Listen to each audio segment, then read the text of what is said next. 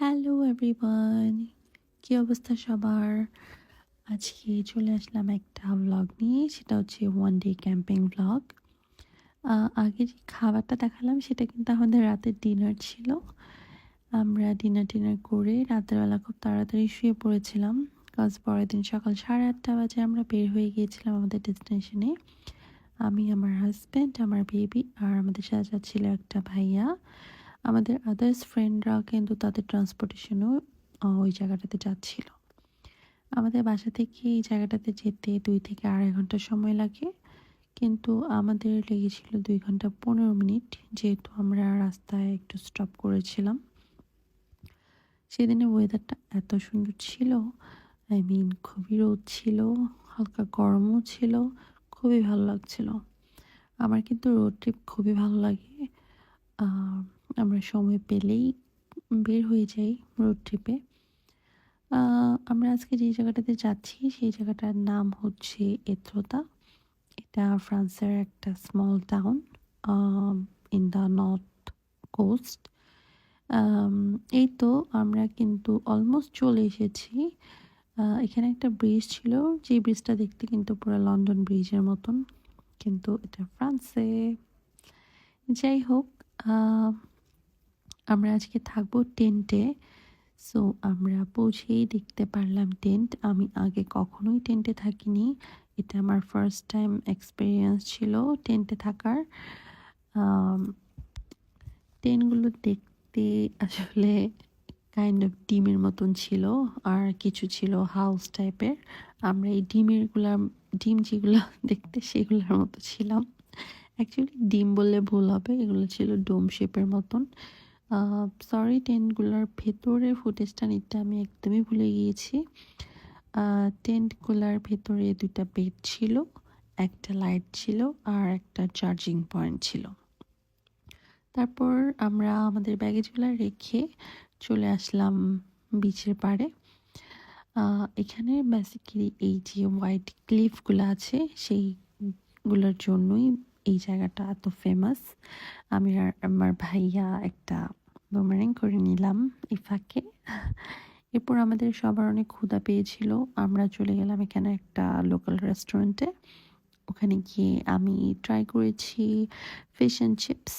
খাবারটা খুবই মজা ছিল। খাবারটা খেয়ে আমরা চলে আসলাম ছবি টবি তুলতে, কজ অবভিয়াসলি ছবি তো তুলতেই হবে, তাই না? এরপর আমরা একটা ক্লিফে উঠলাম। ক্লিফটাতে উঠতে আসলে একটু কষ্ট হয়েছে, কারণ ক্লিফটা কাইন্ড অফ একটু খাড়া টাইপের ছিল। সো বেবি নিয়ে আসলে ওঠাটা একটু টাফ, বাট তারপরও আমরা উঠেছি। উপরে থেকে ভিউটা এত সুন্দর ছিল, মানে নিজে না দেখলে আসলে বলে বোঝানো যাবে না।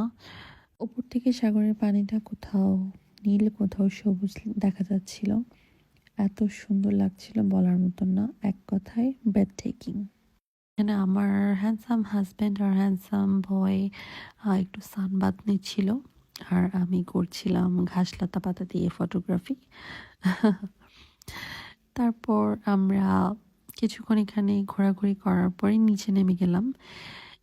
বিচটা ছিল আসলে প্যাবেল বিচ, পাথরের, তাই খুব বেশিক্ষণ আসলে থাকা হয়নি ওখানে, কারণ নামতে পারছিলাম না, পায়ে প্রচণ্ড ব্যথা করছিল আমার এই পাথরগুলোর কারণে। কিন্তু দেখতে কিন্তু খুবই সুন্দর লাগে। যাই হোক, এরপর আমরা টেন্টে ফিরে এসে সবাই রেস্ট করে খাওয়া দাওয়া করে রাতের বেলায় এরকম লাইটেনিং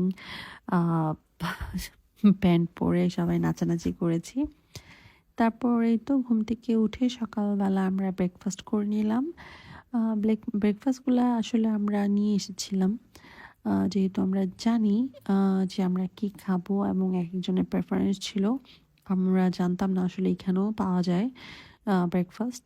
সো এই তো এখন আমরা যাচ্ছি আরেকটা ছোট টাউনে, সেটা হচ্ছে লোহাব। ওখানে এই চার্চটাতে গিয়েছিলাম ফার্স্টে। চার্চটা খুবই সুন্দর ছিল। চার্চটা আসলে উপরের একটা টাওয়ারের মতন ছিল, আর টাওয়ারের ভেতরটা ডিজাইন করা ছিল এই টাওয়ারটার উপরে ওঠা যায়, কিন্তু আমাদের আসলে সময় খুব কম ছিল, যেহেতু আমরা ওই দিনই বাসায় ব্যাক করব, সো আমরা তেমন উঠতে পারিনি। আমরা ভেতরের ইন্টেরিয়রটা দেখে বের হয়ে গিয়েছিলাম। বাইরে আসলে এত গরম ছিল, ওই দিন এত গরম ছিল, আমার বেবিটা একদম ফাসি হয়ে গিয়েছিল। আমরা জাস্ট লাঞ্চটা করেই বের হয়ে গিয়েছিলাম বাসার উদ্দেশ্যে। এই তো ছিল আমার ছোট ব্লগটা। Thanks for watching. বাই।